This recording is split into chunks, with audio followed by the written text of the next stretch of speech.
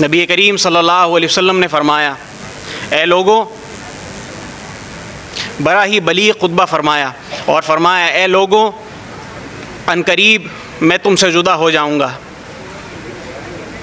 लेकिन मैं तुम्हारे लिए दो ऐसी चीज़ें छोड़े जाऊंगा जिससे तुम कभी गुमराह ना होगे। यानी कि सकलैन कहते हैं दो भारी चीज़ों को। वो क्या चीज़ थी? सहाबा में से एक शख्स खड़ा हुआ है, ना ए रसूलुल्लाह, वो क्या दो चीज़ें हैं?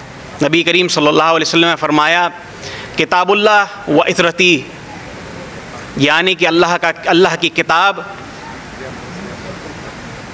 इसमें नूर है, इसमें हिदायत है, और मेरी इतरत, मेरी अहले बैत, तुम इनमें कभी जुदाईगी नहीं पाओगे और ये मुझ तक हौज़ कौसर तक आकर मिलेगी। इन्हें थामे रहना, तुम कभी गुमराह ना होगे। और सोचने की बात है कि कुरान एक थ्योरी है और नबी करीम सल्लल्लाहु अलैहि वसल्लम की ज़ात और उनकी अहले बैत प्रैक्टिकल है। अगर हमको थ्योरी में कहीं कुछ चीज़ ढूंढनी हो, पता करनी हो, तो हम प्रैक्टिकल देख सकते हैं। ये अल्लाह का फ़ज़ल है और नबी करीम सल्लल्लाहु अलैहि वसल्लम की अता है कि हम लोगों को आज 1400 साल होने को हैं, लेकिन अल्लाह का फ़ज़ल है कि हमारे पास आज भी दोनों चीज़ें मौजूद हैं। फिर नबी करीम सल्लल्लाहु अलैहि वसल्लम ने फरमाया, ए लोगों, मैं तुम्हारे ऊपर हक़ के विलायत रखता हूँ। अन्नबिय्यु औला बिल मुमिनीन मिन अनफुसिकुम, मैं तुम्हारे ऊपर हक़ के विलायत रखता हूँ, क्या तुम इस चीज़ को तस्दीक करते हो? तमाम असहाब ने फरमाया, कालू बला या रसूलुल्लाह, हम तस्दीक करते हैं, आप हमारी जानों से ज़्यादा हम पर हक़ रखते हैं। नबी करीम सल्लल्लाहु अलैहि वसल्लम ने अली इब्न अबी तालिब को मुंतखब फरमाया कि अली को बुलाया जाए। अली अलैहिस्सलातु वस्सलाम को मुंतखब फरमाकर अपने बगल में खड़ा किया और फरमाया, अल्लाह मेरा मौला है, अल्लाह मेरा मौला है और मैं तमाम मोमिनीन का मौला हूँ।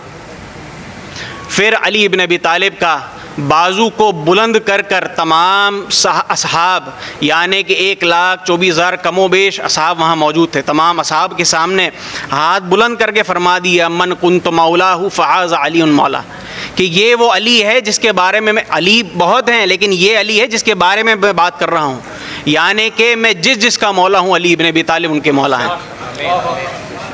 और बाद में फरमाया, ए अल्लाह, अल्लाह की बारगाह में हाथ बुलंद करके उसके हबीब ने फरमाया, ए अल्लाह, तो उससे राज़ी रहना जो अली से राज़ी रहे और उससे दुश्मनी करना जो अली से दुश्मन रहे।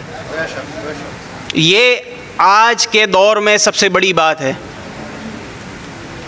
ये कॉन्फ्रेंस मुनक्किद करना इस बात का सबूत है कि आज अल्हम्दुलिल्लाह उस नबी करीम सल्लल्लाहु अलैहि वसल्लम की ज़ात मुबारक से जो उनके मुँह से निकली हुई बात अल्हम्दुलिल्लाह हम आज भी लेकर चलते हैं। फिर आज लोग कुछ ऑब्जेक्शन करते हैं, कुछ बात करते हैं कि मौला का माना क्या, मौला के माना किस चीज़ में लिया जाए।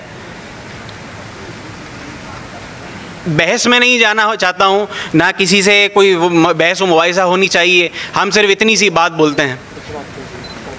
आप नबी करीम सल्लल्लाहु अलैहि वसल्लम को क्या मानते हैं? अगर आप दोस्त मानते हैं तो आपके लिए अली दोस्त हैं। हम अल्हम्दुलिल्लाह नबी करीम सल्लल्लाहु अलैहि वसल्लम को अपना इमाम मानते हैं, अपना रहबर मानते हैं, अपना मौला मानते हैं। अल्हम्दुलिल्लाह हमारे लिए अली भी हमारे रहबर हैं, हमारे इमाम हैं, हमारे मौला हैं, इसमें दो राय नहीं है। जो आप चीज़ रसूलुल्लाह सल्लल्लाहु अलैहि वसल्लम को माने वही अली को माने। यहाँ पर आपकी बात बदल क्यों जाती है, समझ में नहीं आता। कल मैं बांग्लादेश में आया तो तैयबी साहब ने फरमाया कि बांग्लादेश में बहुत सारे फितने उभर रहे हैं जो गदीर के लेकर बहुत सारे ऑब्जेक्शन करते हैं। मेरा सबसे बड़ा काम यहाँ आप लोगों को ये बात बताना है कि गदीर किसी पर्टिकुलर एक तबके की नहीं, न किसी फ़िरके की है। अल्हम्दुलिल्लाह अहले सुन्नत वल जमात से हूँ मैं, अल्हम्दुलिल्लाह। जितनी गदीर अहले तशय्युअ की है उतनी ही उससे ज़्यादा अहले सुन्नत वल जमात की है। ये कोई अलग से नाजिल की गई कोई बात नहीं है। अजमेर शरीफ में तमाम रसूमात, तमाम कोई भी प्रोग्राम होता है, अल्हम्दुलिल्लाह। एक बात मैं क्लियर करना चाहता हूँ, बर्रे सगीर में यानी कि सब कॉन्टिनेंट में अगर कोई अहले सुन्नत वल जमात का सबसे बड़ा मरकज़ है तो वो अजमेर शरीफ में है। ख्वाजा ना आते तो ना अहले सुन्नत का वजूद होता, ना किसी चीज़ का वजूद होता। आज हमारे पास मिंबर भी हैं, कलमा भी है, दाढ़ी भी है, मस्जिदें भी हैं, महराब भी हैं। ये सब बतफ़ैल ख्वाजगाह हज़रत ख्वाजा मोइनुद्दीन हसन चिश्ती की बरतौल। हुज़ूर गरी नवाज़ ने फरमाया, 2 जुमलों में हुज़ूर गरी नवाज़ ने सारी बात ख़त्म कर दी। हुज़ूर गरी नवाज़ ने फरमाया, औसाफ़ अली बगुफ्तगू मुमकिन नेस्त, गुंजाइश बहर दर सुबू मुमकिन नेस्त, मन ज़ात अली रबा वाजिब के दानम इल्ला दानम के मिसल उ मुमकिन नेस्त। सुभान अल्लाह, अल्लाहु अकबर, अल्लाहु अकबर। सुनने की बात है कि मैं क्या जानूँ अली इब्न अबी तालिब क्या हैं, बस मैं इतना जानता हूँ कि उनके मिसल कोई है ही नहीं। सुभान अल्लाह। अली इब्न अबी तालिब का कोई सानी ही नहीं है। हम आज इस मसले में पड़े हुए हैं कि अली इब्न अबी तालिब को पहले नंबर पर रखें, चौथे नंबर पर रखें, या किसी का मुकाबला करें।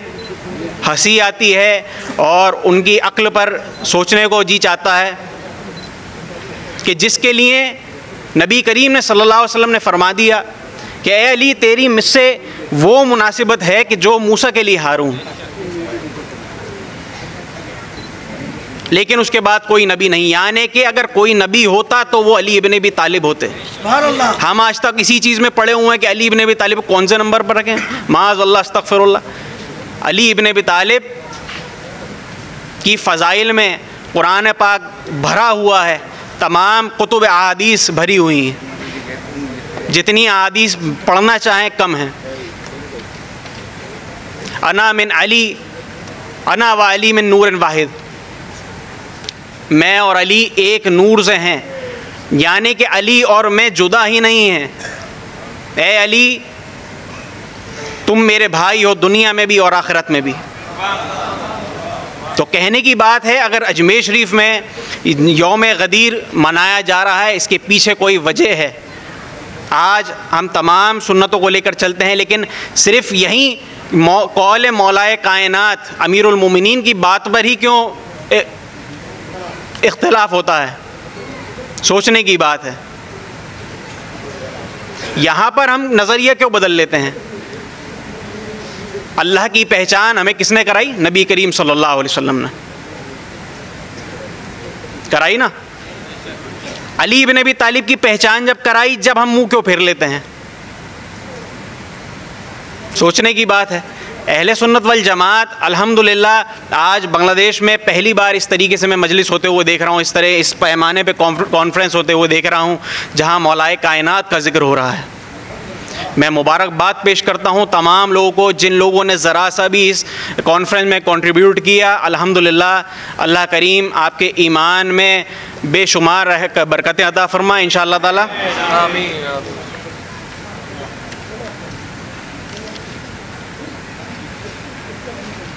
तमाम जितने भी लोग यहाँ पर मौजूद हैं अजमेर शरीफ या तमाम खानकाहों से वाबस्ता हैं,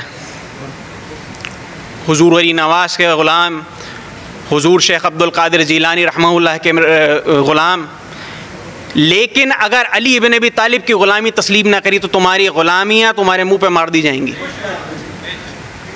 ये फैज़ान मौलाए कायनात का है।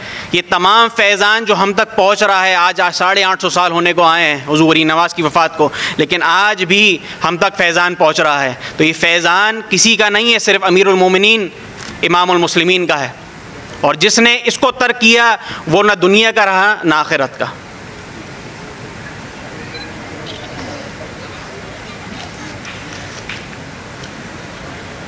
अल्लाह करीम हमारे इन मजलिसों को, हमारी इन खिदमात को अपनी बारगाह में कबूल फ़रमाए इंशाअल्लाह ताला, और यहाँ दोबारा आने की इंशाअल्लाह ताला तौफ़ीक़ फरमाए। अस्सलामु अलैकुम व रहमतुल्लाहि व बरकातुहू।